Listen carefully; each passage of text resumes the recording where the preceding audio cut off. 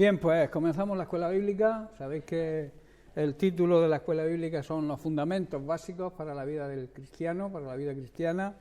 Y estamos en la lección 7, creo que estamos en la quinta parte, si no recuerdo mal. Y el título de la lección es ¿Quiénes somos y qué tenemos en Cristo? Voy a hacer un corto resumen de lo que hasta ahora hemos dado.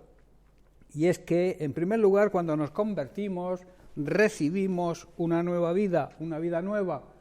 Esto significa que todo aquel que le pertenece a Cristo, porque ha entregado su vida a Él, se ha convertido en una persona nueva y ha comenzado una nueva vida. Además de recibir esa nueva vida, entramos en una relación con Dios y estudiamos pasamos de ser creación de Dios en primer lugar a ser hijos de Dios. En todo ser humano decíamos que debe haber, un punto de inflexión donde podamos cambiar totalmente nuestra manera de vivir, aceptar por fe a Jesucristo, reconocerlo como Señor y Salvador y reconocer también que Él, solamente Él, puede resucitar nuestro espíritu que estaba muerto por el pecado. Y en ese momento se recibe la adopción del Padre, o sea, somos adoptados por nuestro Padre Celestial y pasamos a formar parte de su familia. También, sin este paso, sin este cambio, seguimos siendo creación de Dios, la cual Dios ama, pero no tenemos el derecho legal, o sea, la potestad de llamarnos hijos de Dios. No tenemos tampoco, por tanto, el derecho de acercarnos a Él como un hijo se dirige a un padre terrenal sabiendo que lo ama, ¿verdad? Sabemos que Dios nos ama, pero si no pasamos a ser hijos de Dios, no podemos tener relación con Él porque, claro, al no reconocerlo, vivimos en pecado y el pecado nos separa de Dios. Por eso decíamos que hay una tremenda equivocación en muchas personas al pensar que no son necesarios estos requisitos. Quizás les preguntamos y nos contestan, yo soy buena persona, yo soy buena gente, yo no hago daño a nadie y eso es suficiente. Pero la Biblia enseña que hay un requisito esencial para formar parte de la familia de Dios y es reconocer y aceptar el sacrificio de Cristo, aceptarlo a Él como nuestro Señor y Salvador personal y entonces somos hijos de Dios. También en esa nueva relación tenemos conocimiento de quién es el verdadero Dios y nos hacíamos la siguiente pregunta: ¿qué visión tenemos de quién es Dios? ¿Os acordáis que estuvimos tratando esto? ¿Qué visión tenemos de Dios? ¿Conocemos su carácter? ¿Conocemos su naturaleza? ¿Conocemos sus planes para nosotros? ¿O andamos en nuestros propios planes sin buscar los planes de Él? Hermanos, dependiendo de la visión que tengamos de Dios, va a depender nuestra vida cristiana. Dios siempre es fiel a su palabra. También, si recordáis, preguntábamos al final que qué opinaba Dios de nosotros, si sabíamos qué opina Dios de nosotros, si nuestro comportamiento, nuestro testimonio le agrada a Dios. Y entonces decíamos que de la visión de conocer el carácter y la naturaleza de Dios y saber cómo Dios nos ve, va a depender también nuestra vida cristiana y la podremos afrontar de una manera positiva y exitosa. Y ahora entramos en nueva materia. También en esta nueva relación con el Señor tenemos paz con Dios, recibimos la paz de Dios, no la paz que el mundo nos ofrece, sino la paz verdadera, la paz, el tener la seguridad de que Dios nos ama, que nos ha perdonado y eso nos transmite paz interior, que es la paz verdadera. Pablo en Romanos capítulo 5, versículo 1 nos dice: justificados pues por la fe, tenemos paz para con Dios por medio de nuestro Señor Jesucristo. Hermanos, Dios nos acepta porque confiamos en Él. Esto lo hizo posible nuestro Señor Jesucristo. Por eso vivimos ahora en paz con Dios. La paz de Dios, hermanos, es algo que necesitamos. Todo ser humano necesita vivir en esta paz. Para mantener la paz de Dios en nuestra vida, debemos creer primeramente y confiar plenamente en Dios y luego afirmar nuestros pensamientos solamente en Él. No divagar en otros asuntos que nos hacen quizá descentrarnos del verdadero enfoque que debe tener nuestro pensamiento, que es solamente en Dios, y así haremos siempre lo que a Él le agrada y Él nos bendecirá, porque Él lo que quiere es bendecirnos. En Isaías capítulo 26, vamos a leer los versículos 3 y 4, vemos aquí un canto de confianza a Dios, donde Isaías declara, en el versículo 3 le ora a Dios diciendo, tú guardarás en completa paz aquel cuyo pensamiento en ti persevera, porque en ti ha confiado. Luego, en el versículo 4 nos exhorta y nos aconseja diciendo, confiad en Dios perpetuamente, o sea, siempre, porque en el Señor está la fortaleza de los tiempos. Y en el versículo 5 nos da los motivos para que podamos confiar en Él. ¿Por qué debemos confiar en Él? Dice, porque derribó a los que moraban en lugar sublime, humilló a la ciudad exaltada, y la humilló hasta la tierra, la derribó hasta el polvo. Hermanos, Dios guarda, Dios cuida y protege en una perfecta paz a todos aquellos que creen y confían en Él, a todos aquellos que sus pensamientos se centran solamente en Él. Por eso debemos confiar en el Señor, porque el Señor nuestro Dios es nuestra roca fuerte, es donde podemos edificar nuestra vida.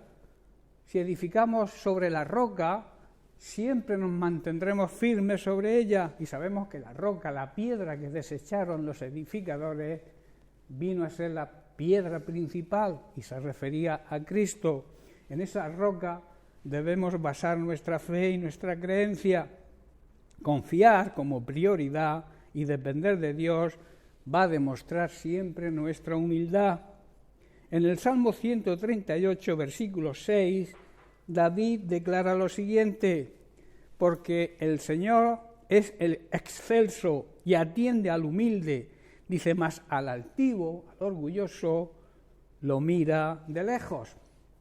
Aunque el Señor es grande, está diciendo David, se ocupa de los humildes, pero se mantiene distante de los soberbios y los orgullosos. Y en el Salmo 147, versículo 6, el salmista afirma, el Señor exalta a los humildes y humilla a los impíos.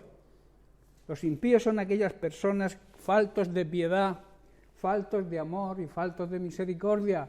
Estas personas son las que viven sin temer a Dios, viven, y son aquellos que ocasionan las guerras, pues no tienen piedad de nadie, no tienen amor, solo miran su propio egoísmo, su propia ansia de poder, y de ahí se producen las guerras. A estas personas la Biblia los llama impíos, y dice que el Señor va a sostener a los humildes, pero va a derribar a los perversos y los va a hacer morder el polvo. Eso es lo que está diciendo el salmista, porque Dios humilla a los orgullosos y derriba a los arrogantes. Él los hace caer en tierra. Hermanos, si confiamos plenamente y somos humildes, tenemos una gran promesa de Dios. Dios cuidará de que vivamos en la verdadera paz. Él va a cuidar nuestra paz, la paz de Dios, que es estar en paz con Él, arreglar nuestras cosas con Él. El pecado desarregla todo, incluso nuestra relación con Él, y cuando nos arrepentimos, dejamos de pecar, entonces Dios nos regala su paz. Se vuelve a tener una comunión con Él. La comunión se pierde con el pecado, la relación con Dios se pierde con el pecado, porque Dios es santo y no puede convivir con el pecado. Por tanto, si confiamos plenamente y somos humildes, Dios nos promete que guardará nuestra paz, la paz con Él. Hay momentos en nuestra vida cristiana que tenemos toda nuestra fe y confianza en el Señor. Sin embargo, a través de las circunstancias cotidianas, o sea, las presiones, las dificultades, los problemas, el estrés, el afanarnos por, las cosas materiales, nuestra fe y confianza empiezan a debilitarse. Nos vienen las dudas, nos viene el temor, la ansiedad, la inseguridad. Esto nos conduce irremisiblemente a la pérdida de la paz, que por regla general lo que está ocurriendo en estos tiempos que estamos viviendo. Nadie tiene paz, todo el mundo va con agobio, con estrés, con prisas. ¿Por qué? Porque hemos entrado en un círculo donde pensamos que la paz que ofrece este mundo es la verdadera, y estamos en un error. La verdadera paz es la que nos ofrece Cristo, ¿verdad? Esa paz interior y que Dios cuida y protege cuando confiamos plenamente en Él. En el texto que hemos leído, en las palabras del profeta Isaías, tenemos la respuesta a lo que pasa con la pérdida de nuestra fe y nuestra confianza en Dios. Isaías le dice a Dios: tú guardarás en completa paz, o sea, no perderemos esa paz, a aquel cuyo pensamiento en ti persevera. Es constante y en ese pensamiento porque en ti ha confiado. Si mantenemos estas palabras de Isaías en nuestra vida, Dios va a ser fiel a esa promesa.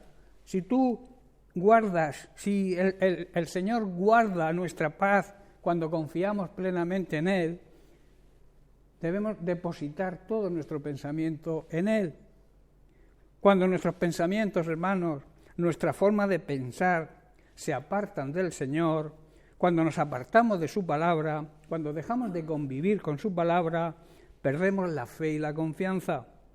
Esa fe y confianza que debemos tener para que Dios proteja, cuide, mantenga y conserve nuestra paz. Esa paz interior, esa paz que tanto necesitamos y sobre todo en los tiempos que estamos atravesando, ¿verdad? Son tiempos difíciles, son tiempos de muchos problemas financieros, problemas de enfermedades, guerras, terremotos, tsunamis. El mundo está mal. Estamos atravesando tiempos muy difíciles en los cuales se pierde la paz.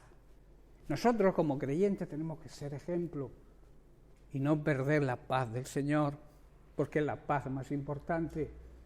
Esa paz que nos viene, vuelvo a repetir, cuando confiamos, creemos plenamente en Él.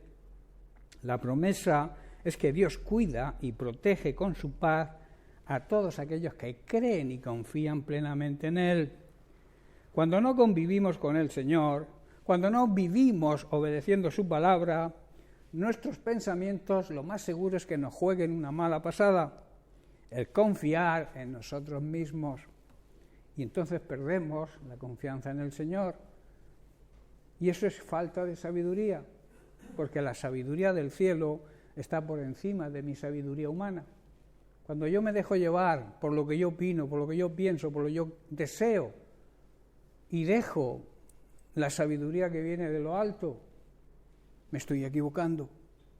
Porque en ese momento, cuando las cosas nos vayan mal, que seguro nos van a ir mal si no confiamos en el Señor y andamos en sus planes, si no obedecemos la palabra de Dios, las cosas nos van a ir mal seguro. Y ahí la importancia de hacerle caso a la palabra de Dios, de convivir, como suelo decir yo, con su palabra, de que su palabra sea la guía en nuestro hogar, en nuestra familia, en nuestro trato con la familia que no es creyente, por ejemplo. Todo eso va a funcionar bien si convivimos y vivimos obedeciendo la palabra de Dios. Nuestro enemigo, el diablo, que él quiere nuestra destrucción, porque como yo suelo decir, el diablo no quiere hacernos daño, quiere destruirnos, va a aprovechar y va a trabajar en nuestra mente. Ese es el campo favorito del diablo, para que desconfiemos de Dios y así perdamos su paz. Nuestros pensamientos, hermanos, y nuestros sentimientos nos afectan mucho más de lo que nos podemos imaginar. Por eso necesitamos obedecer las palabras del apóstol Pablo cuando dice que debemos fijar nuestra mirada y nuestra mente en las cosas de arriba y no en las cosas de aquí. ¿Por qué? Porque las cosas de arriba son eternas y las de aquí son perecederas, o sea, tienen fecha de caducidad, caducan. El apóstol Pedro también en 1 de Pedro capítulo 5 versículos 6 y 7 nos dice, esta es la clave también, porque una de las claves de la vida cristiana es la humildad, dice: humillaos pues bajo la poderosa mano de Dios, para que Él os exalte cuando fuere el tiempo. Dice, echando toda vuestra ansiedad, toda preocupación, todo estrés sobre Él, porque Él entonces tiene cuidado de vosotros. Hermanos, cuando vamos al Señor con nuestra carga, con nuestro problema, y lo depositamos con humildad, sin exigencias en sus manos, debemos confiar que están en las mejores manos y que Él va a cuidar de nosotros, porque esa es su promesa. Pero para que esa promesa se cumpla, yo debo dejar mis cargas sobre Él. Si yo cojo las cargas y las llevo yo, la promesa no se cumple, porque dice, dejad las cargas sobre mí, y entonces yo cuido de vosotros. Tú quieres que el Señor cuide de ti, despreocúpate de tu problema, déjalo en sus manos, que está en las mejores manos. Los problemas, como suelo decir yo, se acaban, pero la vida eterna no se acaba, no tiene principio y no tiene fin. Lo más importante es pensar en heredar la vida eterna y tener un anticipo aquí, empezar a disfrutar aquí, y eso se consigue mediante la confianza y la fe plena en lo que Jesucristo hizo, hace y hará siempre por nosotros. Así que cuando pongamos en sus manos nuestra angustia, nuestra ansiedad y preocupación, Él va a cuidar de nosotros, nos va a dar descanso y sentiremos su paz. Así que cuando pongamos también en sus manos nuestros problemas, dejémoslos ahí, no volvamos a cargar con ellos. Deposítalos en sus manos, que como he dicho son las mejores manos. Si los retiramos, entonces no podrá cuidar y proteger nuestra paz, no podrá darnos ese descanso que nos promete. Hermanos, estas son grandes promesas de Dios que se cumplirán en nosotros cuando nosotros hagamos nuestra parte. ¿Cuál es nuestra parte? Repito, confiar plenamente en Él y que nuestros pensamientos estén afirmados en su palabra. Por tanto, no debemos culpar a Dios de nuestra falta de paz y de descanso, que es la tendencia de muchos llamados creyentes, que cuando las cosas no les van bien, que pierden la paz, como que acusan a Dios. ¿Por qué, Señor? ¿Por qué permites? ¿Por qué? Analicemos nuestra vida y tendremos la respuesta. Y ten por seguro que Dios no falla. Dios cumple siempre lo que promete, siempre y cuando nosotros hagamos nuestra parte. La mayoría de las promesas bíblicas están condicionadas a nuestra actitud, a lo que nosotros hagamos.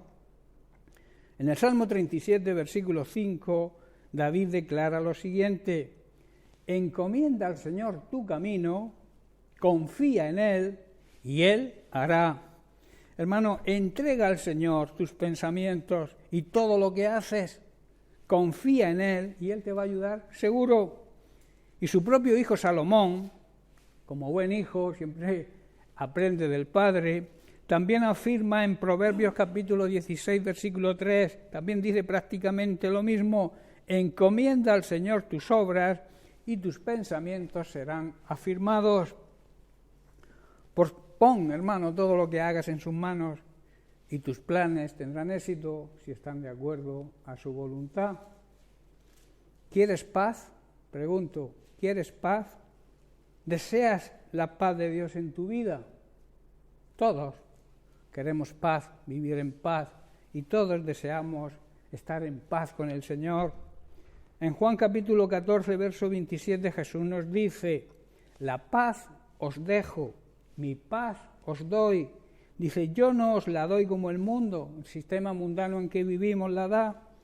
No se turbe vuestro corazón, ni tenga miedo. Jesús está diciendo, os dejo un regalo, os doy mi propia paz, la paz que Él siempre tiene y tuvo y tendrá.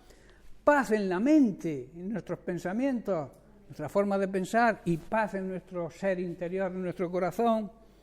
O sea, eso se le llama paz interior. Y la paz, dice Jesús, que yo os doy, es un regalo que este mundo no te puede dar. Así que no te angusties ni tengas temor, porque yo estoy contigo. Son tremendas las palabras de Jesús y de una gran profundidad, y que deberíamos aplicarlas a nuestra vida, tenerlas presentes siempre delante de nuestros ojos. Debemos confiar, hermanos, plenamente en el Señor y debemos mantener siempre nuestra mente, nuestros pensamientos en las cosas de arriba, en las cosas eternas. En definitiva, debemos mantener nuestros pensamientos en el Señor. Bien, siguiente punto. En esa nueva relación estamos reconciliados con Dios. Cuando nacemos de nuevo, cuando adquirimos la naturaleza, digamos, divina, cuando nuestro viejo yo ha sido crucificado y nacemos a una nueva vida, entramos en la reconciliación con Dios.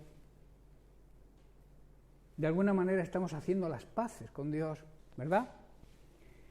En Romanos capítulo 5, versículo 10, Pablo dice lo siguiente: porque si siendo enemigos fuimos reconciliados con Dios por la muerte de su Hijo, mucho más, estando reconciliados por su muerte, seremos salvos por su vida, o sea, por su resurrección. Su muerte nos produce vida y su resurrección nos hace salvos, ¿verdad? Uno de nuestros derechos de hijos, hermanos, por tanto, es la reconciliación. Nuestra responsabilidad como hijos de Dios es creer y confiar plenamente en sus promesas y permanecer firmes en los derechos que hemos recibido cuando hemos sido adoptados por Él. Ese derecho legal de poder llamarnos ser hijos de Dios a través del nuevo nacimiento. Pero aquí surge una pregunta: ¿cómo vamos a sacar provecho de esos derechos que tenemos como hijos si no los conocemos? De ahí la necesidad de profundizar cada día en la palabra de Dios, de meditar en ella para saber cuáles son nuestros derechos de hijo. Como hijos de Dios, a partir del nuevo nacimiento, tenemos unos derechos legales que necesitamos conocer. Aquí digamos que hay una verdad central y es muy importante, que es que a partir de que una persona pasa a ser un hijo de Dios, Satanás ya no tiene derecho legal alguno sobre esa persona. Si tú realmente has nacido de nuevo, si tú realmente eres un hijo de Dios, Satanás no tiene derecho alguno sobre ti. Si te aferras a tu derecho de hijo. ¿Estáis comprendiendo, hermanos? Otra cosa es que nos descuidemos, que no valoremos, que no sepamos cuál es nuestro derecho. Y uno de los derechos es precisamente ese, que Satanás no tiene ninguna fuerza legal contra nosotros si somos hijos de Dios verdaderos. Con la obra redentora de Jesucristo, nuestro Dios Todopoderoso nos devuelve, nos hace recuperar los derechos legales perdidos en el Edén. En el Edén Adán pecó y le entregó sus derechos al propio Satanás. ¿Estáis comprendiendo? Ninguna persona puede andar confiadamente en la verdadera vida espiritual hasta que reconozca su posición, su derecho legal en Cristo. No sé si entendéis eso. Tenemos que saber que Cristo nos redimió, nos libertó de la esclavitud del pecado y por tanto de sus consecuencias, de la condenación eterna. Esa compra que hizo Jesús se llama derecho legal en Cristo. ¿Estáis comprendiendo? Por medio de lo que Jesucristo hizo, yo puedo vivir la vida verdadera, la vida en nuestro espíritu, el cual estaba muerto por el pecado. Como en semanas anteriores hablamos, estábamos viviendo con dos partes de nuestro ser, el alma, la mente, los pensamientos y nuestra carne. Pero Cristo, al morir, nos dio vida donde estábamos muertos en el espíritu. Y a partir de ahí nuestro espíritu es renacido y empezamos a vivir de una forma completa. Nuestro ser se vive de una forma entera y completa. Por eso es ese derecho legal que perdimos por el pecado, lo restableció Cristo con su muerte y su resurrección. Los derechos que dan esta posición se reciben solamente por la gracia de Dios. Es un regalo de Dios y se manifiestan en nosotros cuando creemos, y cuando creemos de verdad. Uno de esos derechos, como estamos estudiando, y también un gran privilegio, es la reconciliación. En 2 de Corintios capítulo 5, versículo 17, dice lo siguiente: de modo que si alguno está en Cristo, nueva criatura es, las cosas viejas pasaron, he aquí todas son hechas nuevas. Y el versículo 18 dice: y todo esto viene de Dios, quien nos reconcilió consigo mismo por medio de Cristo, por el medio de la muerte y sacrificio de Cristo, y nos delegó a nosotros el ministerio de la reconciliación. Versículo 19 dice que Dios estaba en Cristo reconciliando consigo a los seres humanos, a la humanidad, no tomándoles en cuenta sus pecados, y nos encargó a nosotros la misión de la palabra de la reconciliación. ¿Qué quiere decir esto? Que al ser reconciliados por medio de Cristo con Él, nosotros tenemos la obligación como su iglesia y como su pueblo de reconciliar a los incrédulos con Dios. Tenemos el derecho de haber sido reconciliados con Dios y la obligación de reconciliar a los incrédulos con Dios. No sé si estáis comprendiendo. O sea, es recibir y dar. Hay personas que reciben, tienen el privilegio, han sido reconciliados con Dios y se despreocupan de los demás. Pero Dios dice aquí bien claro que nos dejó delegada la palabra de la reconciliación, el mensaje de reconciliación de los seres que no creen, que se puedan reconciliar con Dios. La reconciliación con Dios, por tanto, es eso, es el restablecimiento de la amistad del ser humano, del hombre con Dios, pues entre ambos reinaba y reina hoy también la enemistad. Es la eliminación de un profundo desacuerdo que había y que sigue habiendo entre el ser humano y Dios como consecuencia del pecado, porque vuelvo a repetir, Dios no acepta el pecado, no puede convivir con el pecado. El ser humano por su pecado se encontraba y se encuentra alejado de Dios, pero en la persona de su Hijo, Dios mismo ofreció el camino hacia la paz con Él, hacia la reconciliación. Pablo enseña que la reconciliación es una muestra del amor de Dios. Como leímos en Romanos 5, verso 10, dice: porque siendo sus enemigos, fuimos reconciliados con Dios por la muerte de su Hijo. Y luego añade mucho más: entonces, estando ya reconciliados, seremos salvos por su resurrección, por su vida. Hermanos, nuestra amistad con Dios quedó restablecida por la muerte de su Hijo, cuando todavía éramos sus enemigos. ¿Sabéis que todo pecador se convierte en enemigo de Dios? ¿Verdad? Todo aquel que vive conscientemente en pecado está en enemistad con Dios, o sea, es enemigo de Dios. Por tanto, también con toda seguridad, hermanos, dice Pablo que seremos salvos por lo que Jesucristo hizo, por su muerte, pero completada con su resurrección. La muerte nos da vida y su resurrección nos da la salvación. ¿Estáis entendiendo? Por tanto, esa reconciliación, ese derecho se recibe a través de Jesucristo. Y en el versículo 11, en el versículo siguiente, dice: y no solo esto, sino que también nos gloriamos en Dios por el Señor nuestro Jesucristo, por quien hemos recibido ahora la reconciliación. Hermanos, ahora podemos alegrarnos por nuestra nueva y maravillosa relación con Dios, gracias a que el Señor Jesucristo nos hizo de nuevo amigos de Dios. Qué tremendo, ¿verdad? Hay que valorar lo que Jesús hizo, que no muchos lo valoran. Lo que Jesús hizo tiene una gran importancia para la humanidad. Si el hombre, si las personas, si los seres humanos entendieran el amor de Dios, viviríamos en paz. Porque el hombre piensa, el ser humano piensa que debe combatir el mal con otro mal. Pero la Biblia enseña que la única manera de vencer el mal es con el bien. Porque odio con odio, ¿qué produce? Más odio.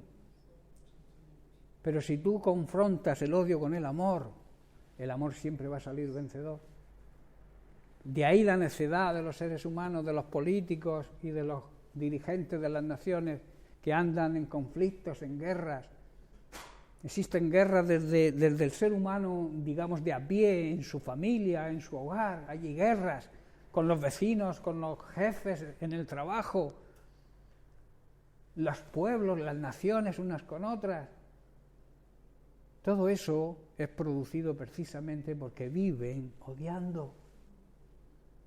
Son, como he comentado antes, impíos, personas sin piedad, sin amor, sin misericordia. Por eso Dios estaba en Cristo, demostrando también su divinidad, la divinidad de Cristo, reconciliando al mundo consigo mismo y no tomándole en cuenta el pecado a la gente. Cuando la gente se arrepiente, Dios se olvida de los pecados cometidos. Quizá tú te acuerdes de que eras un pecador, pero Dios no se acuerda. Porque Él ha roto, tú al aceptarlo, has roto el muro que te separaba de Él, que es el pecado. Y entonces se restaura la comunión con Él, la amistad con Él. Y eso es un gran privilegio, hermanos. La acción espontánea de Dios, porque no olvidar que Él fue el que tomó la iniciativa, anula la enemistad que mantenía y mantiene al ser humano separado de su Creador, al convertirnos en nueva creación, una naturaleza redimida que capacita al ser humano para llevar una vida de comunión y de amor con Dios. Esa nueva relación, hermanos, esa nueva naturaleza redimida dentro de nosotros nos da la capacidad de recobrar la relación de amistad entre nosotros y Dios, que perdimos, esa amistad la perdimos con el pecado. Pablo aquí está diciendo que ahora podemos sentirnos gozosos de poder tener una maravillosa relación de amor y amistad con Él. Eso es precioso, que la comunión con nuestro Padre Celestial haya sido restaurada, y eso se lo debemos al sacrificio de Cristo. Pablo resume el plan redentor de Dios con la palabra de la reconciliación, la cual ha sido encomendada a los cristianos, hermanos, para su proclamación a todas las personas. De ahí sus palabras, cuando dice: Dios estaba en Cristo reconciliando consigo al mundo, no tomándole a los hombres en cuenta sus pecados. Hermanos, debemos saber también que reconciliar significa volver a unir aquello que fue separado. Es el alto privilegio otorgado por Dios a la Iglesia, a los creyentes renacidos, para llevar a otros hombres y mujeres a ser salvos y a reconciliarlos con Dios.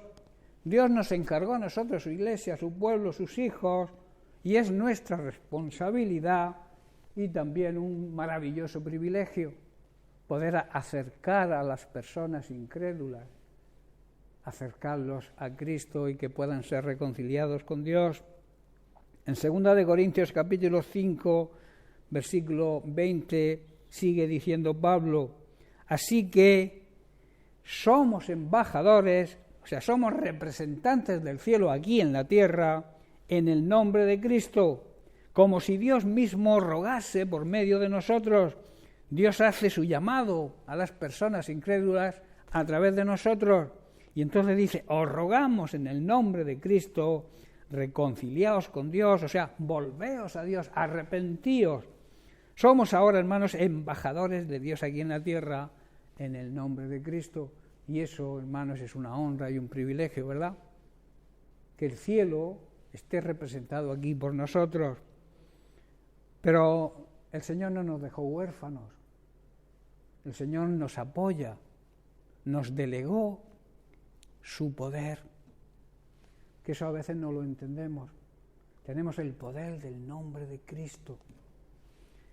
Dice el libro de Hechos capítulo 1 versículo 8: Jesús lo dijo en el momento en que iba a partir a los cielos. Esa es una de las últimas palabras que Jesús dijo aquí en la tierra.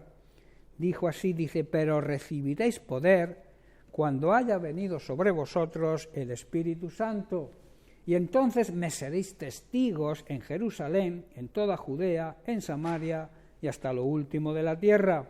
Hermanos, ya tenemos el poder. Cuando nos convertimos y nacimos de nuevo, recibimos ese poder. ¿Qué estamos haciendo con el poder de Dios en nuestra vida? ¿Estamos utilizando el poder que Dios delegó al nombre de Jesús y nos lo transmitió a nosotros en la Gran Comisión? Dijo Él: toda autoridad y toda potestad me ha sido dada, y ahora yo la transfiero a vosotros. Vayan y hagan discípulos a todas las naciones. Esas sí fueron las últimas palabras de Jesús aquí en la tierra, hermanos. Por eso tenemos ya el poder y debemos manifestarlo y proclamarlo, porque lo hemos vivido nosotros, hemos visto su poder en nuestras carnes, en nuestras vidas, y debemos transmitirlo a los demás para que las personas que no conocen a Cristo lo reconozcan como Señor y Salvador, sean reconciliados con Él, con el Dios y Padre Celestial, y reciban la salvación. Esto significa volver a unir lo que fue separado, lo que fue interrumpido por el pecado. El pecado corta la comunión con Dios. El pecado levanta un muro de separación. Y ese muro existía antes de la venida de Cristo. Pero en una, conferencia particular entre el Padre y el Hijo, Dios el Padre tomó la iniciativa y le dijo al Hijo: mira, el mundo que con tanto amor creamos se ha vuelto en contra nuestra, nos ha traicionado, ha cometido pecado de alta traición. ¿Qué podemos hacer? Mi idea es que tú bajes a la tierra, te hagas un ser humano, puedas relacionarte con el ser humano, que el ser humano te vea cerca, que vea un Dios cercano en ti, pero es tu decisión, porque tanta autoridad tiene el Padre como el Hijo, pero el Hijo, hay un principio de autoridad que aunque tengan el mismo valor, el Padre y el Hijo sean Dios, hay un principio de autoridad que se debe respetar, es que un hijo siempre acepta la voluntad del Padre. Y Jesús aceptó, el Hijo aceptó la voluntad del Padre y le dije: yo bajaré a la tierra, yo pagaré el precio, yo le arrebataré al mismo diablo la paternidad que tiene sobre la humanidad. Porque Adán, cuando pecó, lo hizo el príncipe de este mundo, al dejarle todos los derechos que tenía como hijo de Dios, pasaron al diablo. Y entonces él se convirtió de hijo de Dios a hijo del diablo. Las personas que no creen son hijos de Adán. Las personas que creen y aceptan a Jesucristo pasan de ser hijos de Adán, hijos de la naturaleza pecaminosa, a hijos de Dios, a un Dios 3 veces santo, que no peca, que el propio Jesús, siendo un ser humano, sometido a cualquier tentación que tú puedas sentir, porque Él pasó por la tentación, Él fue tentado por el mismo diablo en el desierto, pero superó la tentación, no cayó, no pecó. Y la Biblia dice que ni pecó en toda su vida, ni se halló mentira en su boca. Jesús jamás dijo una mentira. Y a veces nosotros nos disculpamos cuando mentimos, aunque son mentirijillas o mentiras verdes o blancas o azules, ¿no? La mentira es mentira. ¿Y sabéis de dónde proviene la mentira? ¿Quién es el padre? El padre de la mentira, el propio Jesús lo llamó a Satanás el padre de la mentira, o sea, donde se engendra la mentira. Y por eso se le llama a aquellos que viven en la mentira, aquellos que viven de espaldas a Dios. Son hijos de Satanás. Y es fuerte el decir esto. Pero mientras que no somos adoptados de nuevo por Dios, ¿de quién somos hijos? Ya lo dijo Jesús a los fariseos y a los religiosos de la época. Vosotros sois de vuestro padre, el diablo, porque las obras de vuestro padre queréis hacer. Yo, que he venido a salvaros, que he venido a daros una nueva vida, una vida plena, a través de mi sacrificio, de mi muerte, de mi resurrección, me rechazáis. Estoy entendiendo, hermano. Esto es de suma importancia que lo entendamos. Quizá sea un poco fuerte llamar a los que no aman a Dios, a los que no siguen a Dios, a los que no creen en Dios, llamarlos hijos del diablo. Pero es que es la realidad bíblica, lo que la Biblia nos enseña. Y vuelvo a repetir, mientras que no somos adoptados por el Señor, mediante el aceptar el sacrificio de su amado Hijo Jesucristo y el reconocerlo no solamente como nuestro Salvador, que eso es bonito, ¿verdad?, sino aceptarlo como nuestro Señor, como nuestro dueño, aquel que dirige nuestra vida. Y a veces nos cuesta dejar el control de nuestra vida en las manos de Jesús. Y claro, nos equivocamos, tropezamos y luego nos vienen, como se suele decir, las quejas, ¿por qué? Las preguntas, ¿por qué Dios permite? Dios permite porque te ha dado libertad para decidir. Él te marca los caminos a seguir, por este camino te vas a la condenación eterna y por aquí a la vida eterna, que puedes tenerla, empezar a vivirla ya. Porque Jesucristo dijo, yo he venido para que tengáis vida ya y la tengáis en abundancia. Ese tipo de vida que se refería a Jesús es la vida eterna.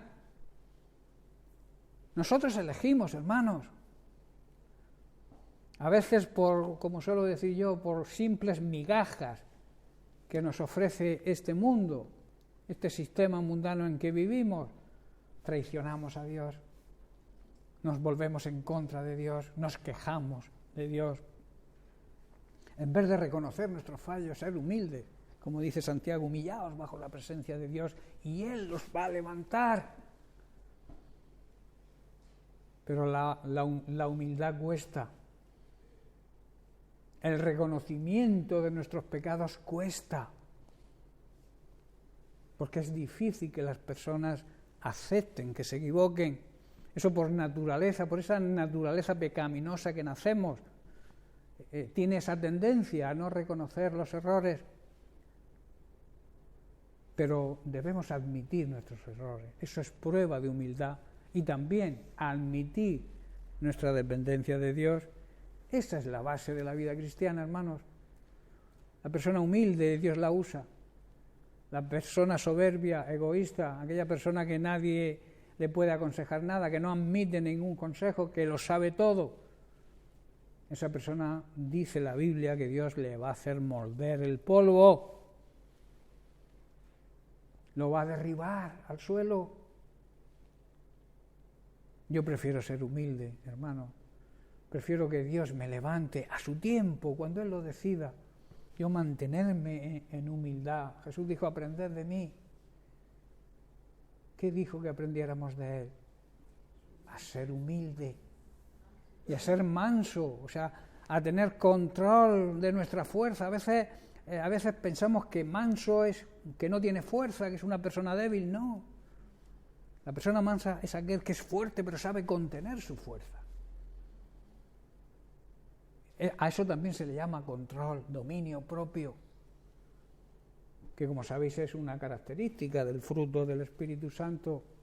Por eso, hermanos, estoy terminando ya, porque la semana que viene entraremos en otro punto que se llama el poder que hay en la reconciliación, que es algo de gran valor, porque hemos visto que tenemos que relacionarnos, o sea, reconciliarnos con Dios.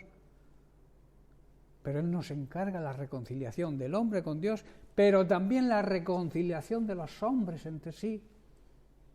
Y hablaremos del perdón, porque para que haya reconciliación tiene que haber perdón, ¿verdad? Si dos personas están enfrentadas, alguien lo ha hecho mal o los dos lo han hecho mal y los dos o necesitan pedir perdón o necesitan ser perdonados. Ese es el tema que tocaremos la semana que viene, si Dios quiere. Ahora termino con este tema diciendo: fuimos reconciliados con Dios por medio de Cristo, y a partir de ahí recibimos el derecho y el privilegio. Hoy la Iglesia, como cuerpo de Cristo, tiene ese derecho y ese privilegio de reconciliar a los seres humanos con Dios. Ese es nuestro ministerio, ese es nuestro trabajo. Amén. Bien, pues lo dejamos aquí y seguimos la semana que viene. Que Dios les bendiga.